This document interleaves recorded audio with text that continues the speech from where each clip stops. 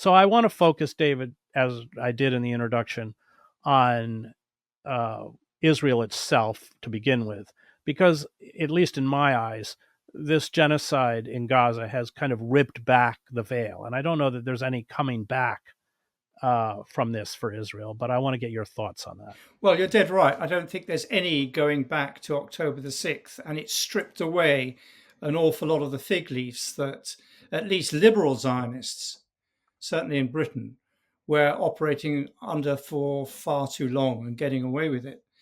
Um, I'd like to push back a little bit on that comment that Israel has been hijacked by extremists because um, historically, I don't see it that way. I see Zionism as a two-speed um, venture.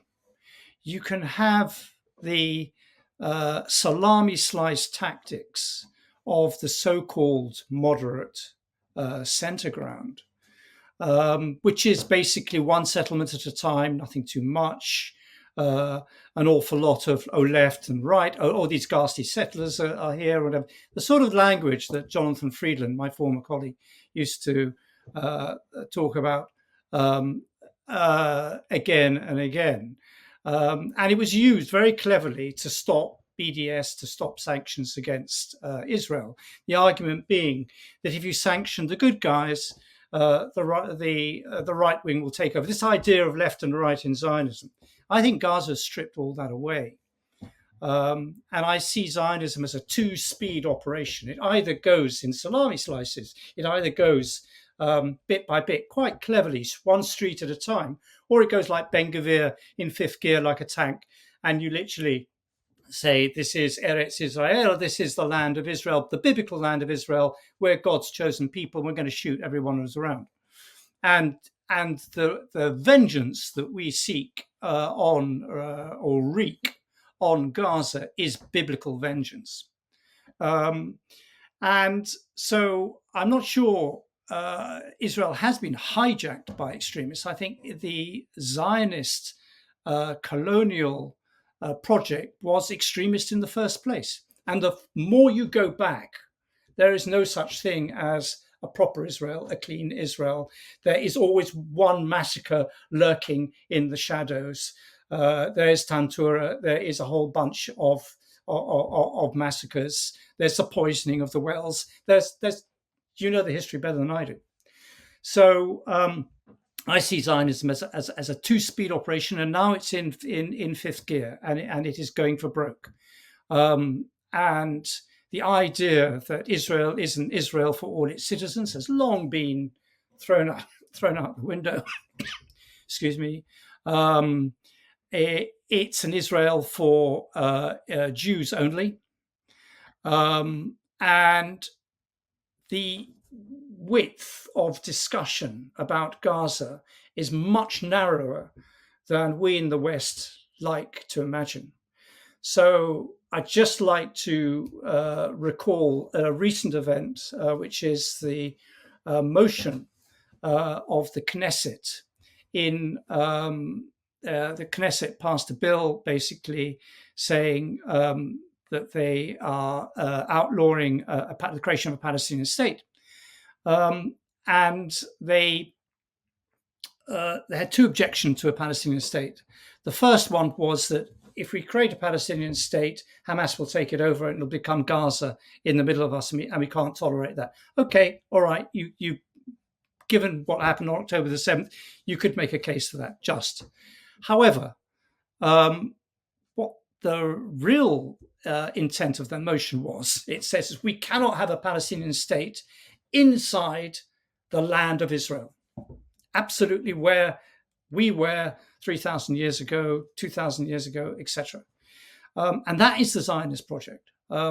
So that has to be a real warning light to everyone who keeps on mouthing in the West. I mean, every single party in the West, the Labour Party in Britain, the French, the Germans, the UN, the US, all talk about a two-state solution.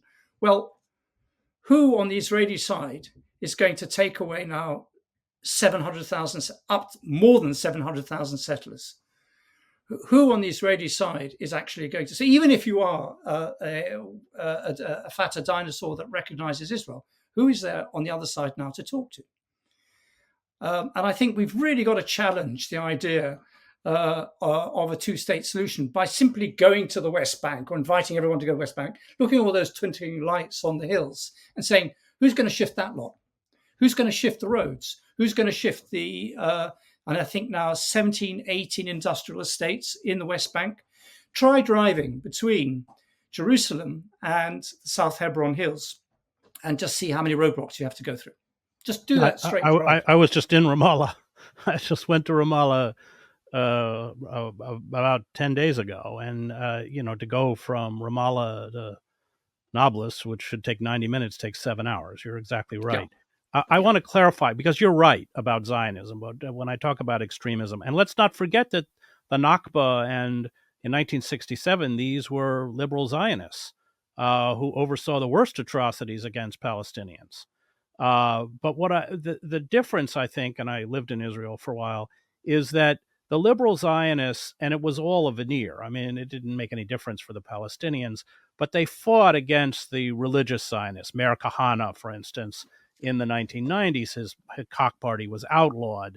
And then the government, Ben Gvir, and these figures are essentially heirs to Kahane. In some ways, they're more honest than the liberal Zionists. So you are exactly right that the Zionist project, and all you have to do is read the private letters of Ben Gurion, the first prime minister of Israel, the leader, in essence, the leader of the pre-1948 Zionist movement. Read his letters. He's quite frank. He sounds like Jabotinsky, the right-wing. I think Mussolini at one point called him a good fascist. The heir to the Herut party, which Bibi Netanyahu's father was one of the founders of, that came out of the Stern Gang and these terrorist groups, Menachem Begin and others, that killed both British officials and Palestinians. So, yes, you're exactly right that Zionism, the engine of Zionism itself, has never altered, but the face of Zionism, I think, these religious Zionists, the liberal Zionists, and certainly when I lived in Israel, the liberal Zionists in the nature of Koch, the Koch party and Kahane, they banished these people, and now we have seen a triumph of these settler religious fanatics over liberal Zionism. I guess that was the point I was trying to make. Yeah, you're absolutely right. And there was a lot of pushback in those days of the Jewish underground. And in fact, there was a plot by the Jewish underground, by all the same people we're talking about now, to blow up Al-Aqsa, and that was defused by security forces. The difference now, of course, is that security forces are completely overtaken with settlers. And the military. We should be the military.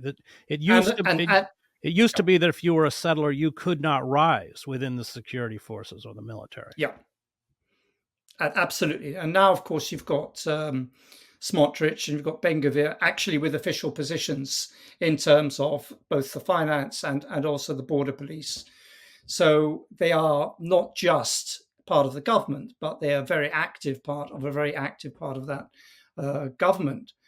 I think the point I was trying to make with the Knesset vote was that Benny Gantz voted for it, along with most of the parties. So the idea of there being extremists and moderates when it comes to the Palestinians, when it comes to judicial reform, okay, there's a real battle going on for control between the religious Zionists and the Ashkenazi Zionists, if you want to call them, or people who style themselves in the center ground.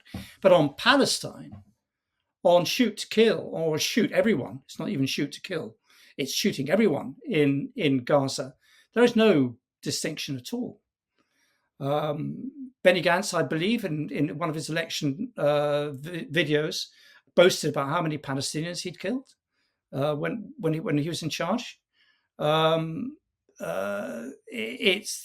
very little pushback. There was a letter sent to all the congressional leaders, I think it was about 48 hours ago, from an oppressive array of ex-IDF, ex-Mossad.